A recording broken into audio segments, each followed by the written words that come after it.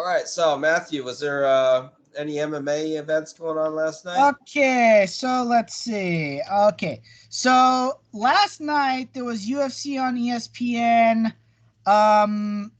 You're not gonna know these names. I think that's spelled Sarukyan versus Gamrot. Yeah. These are up and comers. The only names that I recognize was Neil Magny, Josh Parisi, and Thiago Moises. This was one of those let's get the up and comers on the up and coming new people on a card. It was on ESPN, but it's just one of those. By the way, have you ever I've been kind of immersing myself in it these days, but thanks to Chiseled Adonis, and so he will do these commentaries on these fights from a Russian promotion called Epic Fighting Championships. I think you've sent me his videos before. Yeah, and it's kind of I know it's pretty much a mock promotion because they do like intergender matches, or they do these really wacky, they'll do like handicap matches and stuff, and it's a really weird.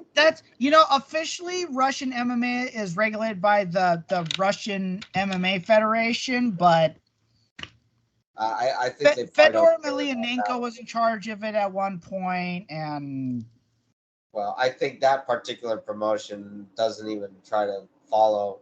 I think it follows the minimal rules because it doesn't really follow a lot. But anyway, so I guess you're it was kind of was there any exciting fights from last night, or was it just kind of here and there?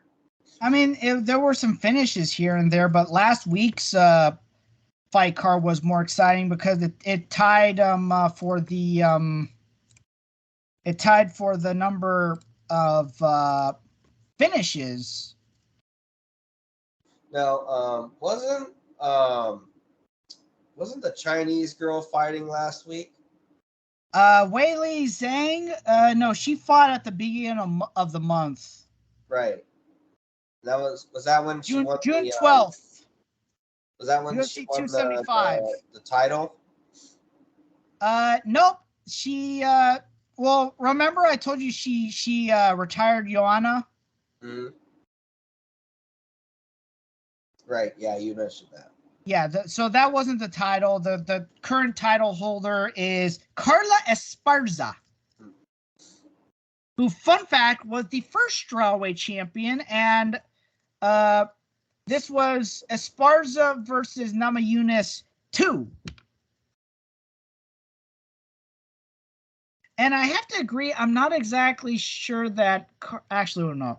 Thinking back on it, I could see how some of the judges scored it for Esparza. A lot of people were contending that decision, but it's just one of those things where you and I both know, not just from MMA, but in wrestling, the old time saying, never leave it in the hands of the judges. Yeah, I've been on both ends of that because I've gotten bad calls, and I've made calls that people weren't happy with. Now, again, there are a few times where I may have benefited from bad calls as well. So yeah, I mean, you're gonna benefit from bad calls, and you're gonna lose, from. I don't want to say it's bad calls. It's calls that you're not going to agree with. Now there'll be calls that are just even I can agree that there's a call that's bad, but other times it's a call that did not go your way, so you're not going to agree with it. That's how it is, and but if you can't take your punches, and get up and learn from them, then how are you supposed to grow in life anyway? So yeah. So there were actually 3 MMA events last night. So the UFC on ESPN event was the one that was on last night. On Friday night, there was Bellator 282 Mousasi versus Elbin, and Mousasi actually lost. Oh, really? Yeah, I know you know who he is. Gegard Mousasi to Johnny Eblin. Yeah, it's kind of a name I'm familiar with. Yeah. There were some fights in the bantamweight Grand Prix quarterfinal. I don't think you're gonna recognize any of these guys. Right.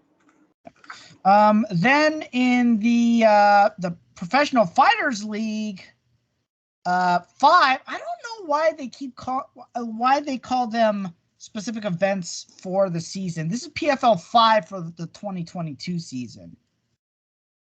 Okay. Kind of going off. There was, so do you remember how Rising was able to get Floyd Mayweather to go over there, and they had him fight Tenshi Nasukawa? Isn't there another one of those exhibitions happening? Yeah. They've got Floyd set up for another fight. And if people pay him, he'll box. Yeah, so he's gonna be going against. I mean, didn't he make more money versus Logan Paul than he did against in any of his other fights? Yeah, Logan Paul. That was. I can't believe that was an exhibition with no judges. Wow. Exhibition with no judges. Oh, he didn't knock out Logan Paul. Draw. Because it was about the pay-per-view, man. Oh man. So yeah, I gotta wonder how they're gonna, and it's probably gonna be again. It's gonna be probably, yeah. It's gonna be exhibition, and he's probably. I mean, this Mikuru Asakura. I mean, he's okay, but he's a former Fighting Network Rings 143-pound and 154-pound champion. I mean, that's not, okay. So MMA, what is that? We have seen it. MMA doesn't transfer to boxing. We saw it with Ben Askren. We saw it with Tyron Woodley. We saw it with Tito Ortiz, and we saw it with. Yeah. And then he's a YouTuber. With Conor McGregor. They're different sports. MMA may include boxing, but boxing is just so much more different. It's a longer fight. It's bigger gloves, so you're not going to automatically knock someone out. You don't have to worry about takedowns, so you could do a lot of stuff that you wouldn't have to worry about in an MMA fight. You would be able to do stuff that you wouldn't even have to worry about in a kickboxing fight. Like, if it was even a kickboxing fight, Conor McGregor would have had the advantage. Because he would have been able to throw the kicks. Which he wasn't able to do. I mean, he's... So, yeah, it doesn't translate. So, like one of the few MMA fighters who's been able to successfully make the transition is Anderson Silva. So Matthew, what events are coming up this upcoming weekend? Well, I wanted to finish the PFL event. So PFL 5 2020 season, that was also on Friday.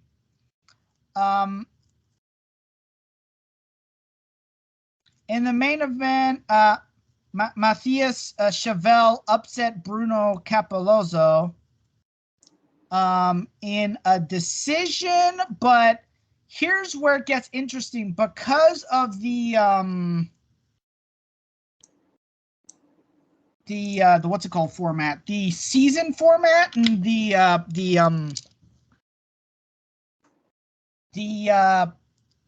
points awarded. Bruno Capelozzo, because earlier in the season he got a knockout in the first round that earned him 3 points. Scheffel is not moving into the postseason tournament.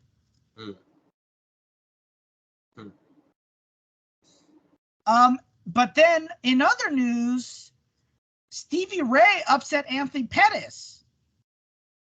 Oh yeah, I heard he was fighting this weekend. Yeah, Anthony Pettis has done far better this season. Huh. Because last season, he admitted that he was underestimating his. The problem with Anthony Pettis, he has to be very motivated in order to do well. Last season, he wasn't motivated. He just come out of the UFC. He was on a new contract, and he didn't do well, didn't even make it into the postseason. This year, he's the number 1 seed, and he has a chance in the first round to avenge that upset. It's been a very interesting season because you had fighters get injured. They brought in substitutes. The substitutes did so well that they're in the quarterfinals after winning 1 fight. It's been an interesting season.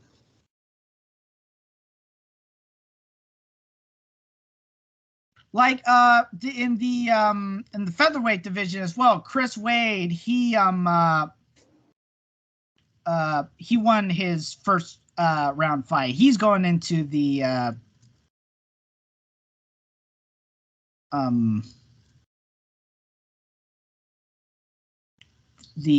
postseason tournament. Good for him. But then you had guys like Lance Palmer, who was a 2-time champion. He only got a decision and didn't make it. Whereas you had Georgi Kuda, who lost his first fight, but he got a first round knockout on Friday. He's in the postseason. Oh, here's another guy who you probably you will recognize, Bubba Jenkins. Yeah, that's a name I've heard before. Yep, he won his second fight, so he's going into the postseason tournament as well. You know, looking at these results, I have to agree with them shrinking the postseason tournament from an 8-man bracket to a 2-man bracket. Or no, from an 8-man bracket to a 4-man bracket, considering that in some of these divisions, they didn't even have 8 guys who won matches. Right. So this I agree. This is a better way to do it. But to answer your question, this coming weekend, PFL 6. You have the women's, the golden girl of the PFL, Kayla Harrison, going against Caitlin Young, who wasn't even supposed to be in this season, who's stepping in for an injured Julia Budd.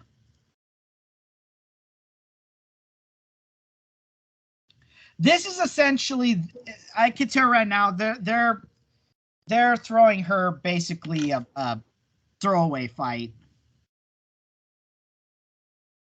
I would be really surprised if she didn't win this fight. She's probably gonna win this. But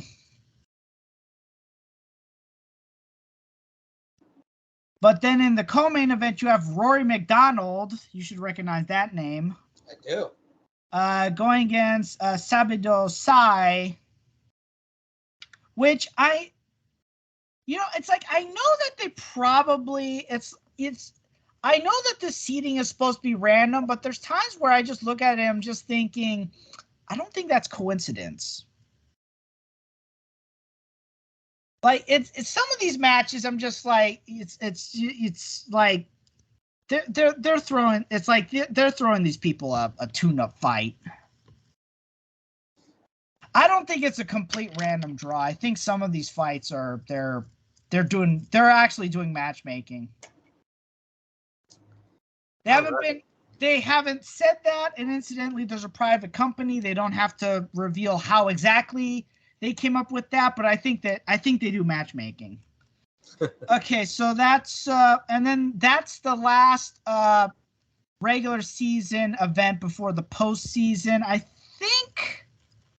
Let's see, the 2022 season. PFL 7, which is going to be the first round, takes place in August. They're going to have three fights in August for the postseason. Right. And then November is the Thanksgiving Day weekend. November 25th, PFL 10, that's when they do all the championship fights. Mm-hmm. It's been really nice to be able to watch the entire fight card on ESPN Plus, because I have ESPN Plus. I'll just say someone pays for it, so I just watch ESPN Plus, but we don't have regular ESPN. So last year I wasn't able to watch all the fight cards. Back when they were on NBCSN, which I'm kind of sad to see that station go, considering the long history of MMA that was on the NBC Sports Network, because it was Versus, so they had the WEC on it at one point. Then they had some UFC events. Then the back when the Professional Fighters League was World Series of Fighting, they had that. And then when it transitioned to the Professional Fighters League, they had it on there. But once they moved to ESPN, NBC was looking to shed it just because of the fact that they were moving a bunch of their sports programming to Peacock, and the fact that the NBC Sports Network wasn't doing that good. They just let it go. So just because of the long history of MMA on that network, I'm kind of sad to see it go. But what are you gonna do? Business is business. Yeah, business. So yeah, Friday is the PFL 6. Mm-hmm. Then Saturday's UFC 276. Oh. Which is the traditional one of these days I'm going to go to International Fight Week in Vegas. That's one of my bucket list events. It's like I want to go there. One of these days I'm going to go there. And I'm kind of sad because there was a time when the International Fight Week, it was all week. They had all sorts of competitions. They had grappling. They had amateur kickboxing. They had the amateur MMA World Championships there. They had a whole bunch of competitions. They had wrestling events, like the standalone Flow Wrestling. They had some of that. So the heyday is of that event. I think the heyday of that event, I think they still have the UFC Expo, but it's just the heyday of that event. It's just, I'm kind of sad to see it. I wish I could have gone when it was the heyday, where there was something going on every day of the week. Now it's like 4 days of the week or something like that. Also, when they had like multiple MMA events, there was a year where they had Invicta, the Ultimate Fighter finale. It's just it was a big event, but that's just not what it is nowadays. Sadly, it's down to 4 events. But there was also that time where the UFC was like really trying to go an overdrive, where they would sometimes have multiple fight cards, multiple weekends, and I'm gonna be honest. I think during that time I kind of got burnt out because I'm just like, there's too much. Yeah. It's like, now, granted, back when the pandemic was at the height of the pandemic, it's like I needed MMA because I needed to do something. I couldn't go out. Yeah. Okay, let's see. UFC 276, Adesanya versus Cannonier. Here's an interesting thing. Jared Cannonier used to be a heavyweight. Oh, Now he's a middleweight. Oh, so he lost. But if you look, he wasn't. I would not have called him fat. He was never fat. He was just big. Yeah. But it's gotten to the point where he's kind of more streamlined. He's not starving himself. He's just streamlined himself. He diets properly. He isn't like depriving himself. He looks like he's a big behemoth. So, he's fighting Israel Adesanya, who is basically the Anderson Silva of our generation. All right. I'm gonna say Izzy's gonna walk away with that. Izzy, as he's called. Alexander Volkanovski versus Max Holloway. Just because of the fact that Volkanovski has it seems like he just has Max Holloway's number. he just knows it. All right.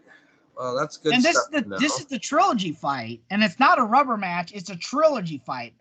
Volkanovski has taken the first two. Okay, yeah, you're not gonna know too many other people. So yeah, that's as far as I'll go. So yeah, PFL 6 on Friday, and then Saturday is UFC 276.